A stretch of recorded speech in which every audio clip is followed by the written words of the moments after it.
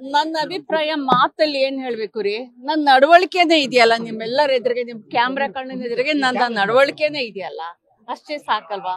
ಮತ್ತೆ ನಾನು ಏನ್ ಹೇಳಲಿ ಇದ್ರ ಬಗ್ಗೆ? ನಾನು ಮತ್ತೆ ನಿಮ್ಮೆಲ್ಲರನ್ನು ಕೂಡ ಎಕ್ಸ್ಕ್ಲೂಸಿವ್ ಆಗಿ ಒಂದ್ಸರಿ ಮೀಟ್ ಮಾಡ್ತೀನಿ. ನಿಮ್ಗೆಲ್ಲ ಅಪಾರ ಪ್ರಶ್ನೆಗಳಿವೆ, ಅದಕ್ಕೆಲ್ಲ ನಾನು ಫೇಸ್ ಮಾಡ್ಬೇಕು. ಆ ಫೇಸ್ ಇನ್ ದ ಸೆನ್ಸ್ ಅವುಗಳ ಬಗ್ಗೆ ಮಾತಾಡ್ಬೇಕು. ನಾನು ಮಾತಾಡೋಣ, let us meet. Thanks for your cooperation. ಕೊನೆಯಲ್ಲೂ ಕೂಡ ಒಂದು ಸಂದೇಶವನ್ನ ಕೊಟ್ರಿ, ಒಂದಷ್ಟು ಸಂದೇಶವನ್ನ ಕೊನೆಯಲ್ಲೂ ಕೂಡ ಕೊಟ್ರಿ.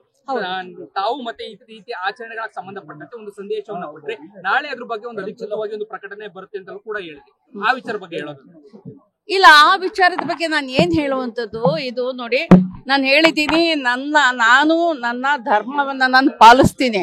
ಅದು ಬಹಳ ವೈಯಕ್ತಿಕವಾದಂಥದ್ದು. ಅದು ಯಾವತ್ತೂ ಹೊಸಲು ದಾಟಿಲ್ಲ. ಅದನ್ನ ನಾನು ನಮಾಜ್ ಮಾಡ್ತೀನೋ, ರೋಜಾ ಮಾಡ್ತೀನೋ, ನನ್ನದು ಮತ್ತೆ ಭಗವಂತನ ಒಂದು ತಾಧ್ಯಾತ್ಮತೆ ಇದೆಯೋ, ನನ್ನ ಏಕಾಂತಿಯಾಗಿ ಪ್ರಾರ್ಥನೆ ಇದೆಯೋ, ಇಟ್ಸ್ ಎ ಡಿಫ್ರೆಂಟ್ ಥಿಂಗ್. ಅದನ್ನ ಯಾವತ್ತೂ ಕೂಡ ನಾನು ಹೊಸಲು ದಾಟಿಲ್ಲ. ಆದ್ರೆ ನನಗೆ ಬೇರೆ ಮತಗಳ ಬಗ್ಗೆ, ಬೇರೆ ಧರ್ಮಗಳ ಬಗ್ಗೆ ಅಪಾರ ಗೌರವ ಇದೆ. ಎಲ್ಲ ಒಂದು ಮೆಸೇಜ್ ಹೋಗ್ತು ಅಂತ ಅನ್ಸುತ್ತೆ. ಒಂದಷ್ಟು ಚರ್ಚೆಗಳಿದ್ವು. ಹೌದು.